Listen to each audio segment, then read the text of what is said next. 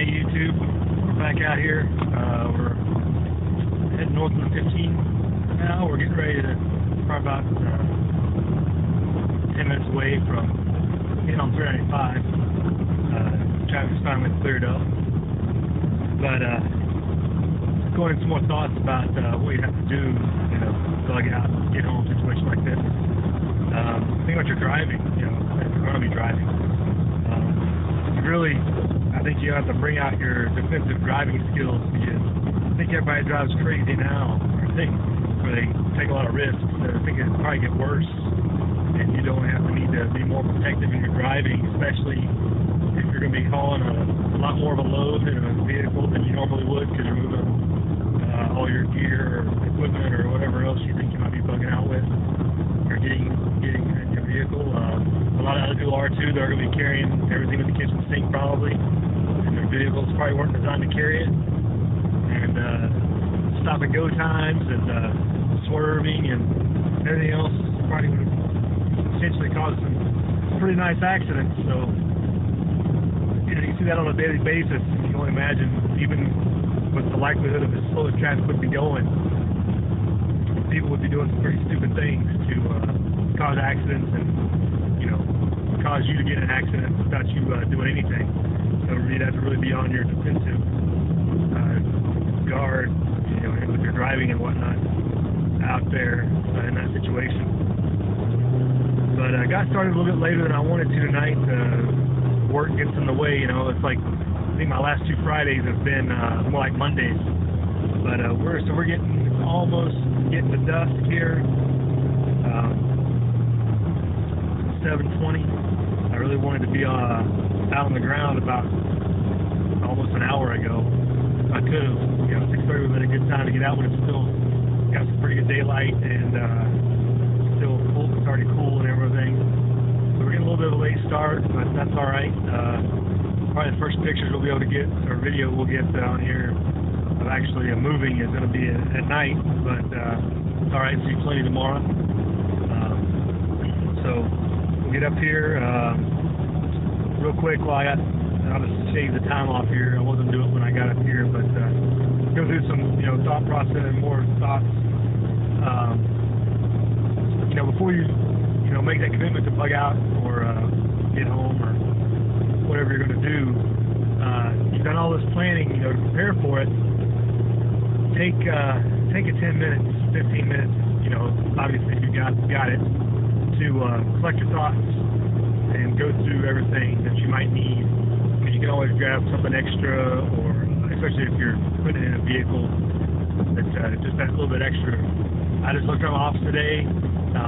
I grabbed another Cliff Bar that I've got. I grabbed a Pop-Tart, which I know it's not the greatest, but it was something that was just a little extra buffer for me, especially considering I think I had an apple and a slice of toast.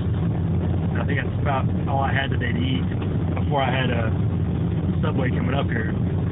So, and I grabbed an orange. I had an orange. So I got a couple things, and I got a bottle of Gatorade that I've added that I may or may not be able to pack, but we'll get into that when we get up here. And I've also brought a change of clothes. We'll kind of go into that. As far as I usually store a pair of cargo pants in the trunk, because I'm normally, wearing shorts and a t-shirt and whatnot, more casual. But I've got boots and cargo pants always in the trunk of the car. That's part of my preparedness, and socks. And but I picked up a pair of 511s that I prefer to wear. So I'm not going to be wearing the cargo pants I would absolutely be committed to if I had no other choice. I brought along a different pair just because I would rather wear my 511s for this. If I could have a pair of zip-off pants, that might be more ideal because of the heat and everything. But going through brush at night and stuff like that, I definitely want to have pants on and not shorts. So that's the rationale behind that. It's getting a little darker here. So we'll get up here, we'll stop, change over. I go through my final packing of deciding what items I think I can drop. And I'm still going to go with the idea of it's taking me 2 weeks and I'm going to be using that I need to have all the equipment. So I'm not just going to drop everything I'm going to need for just 2 days. need to keep in the thought process of what I'm going to eat for 2 weeks. Keeping the water filter, keeping the duty sack, and clothing there. I'll probably drop the extra pair of gloves, the extra fire starter. That might be about it. Not a whole lot extra there. Maybe I got an extra pair of socks. I might drop a pair of black socks that was in there, and I've got another pair of green socks that I like better that I'll probably put in there instead to have. And with 2 pair of socks, rotating them, airing them out and drying them out and rotating those socks, those can go for several days before you have to wash them. And we can talk about that a little bit more when we're out hiking, but you really need to stock up on like 6 pairs of socks. I can have a fresh pair every day, which would be great if you could carry it, but when you're looking to lighten your load, definitely, as long as you got a 2 sock rotation, you can go wide away. Traffic is slowing down here for some reason. This is unusual. It may even later start than I was expecting. But that's the plan on socks, is to have a pair drying out starting probably tomorrow, and a pair on and rotating them maybe every 4 hours or something, depending on what it looks like.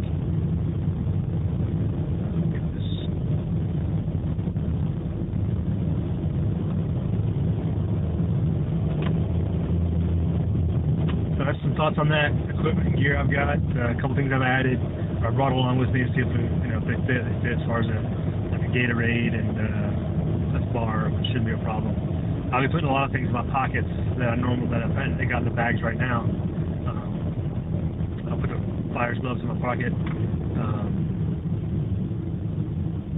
What else? Be in there. I'll attach a knife to my belt.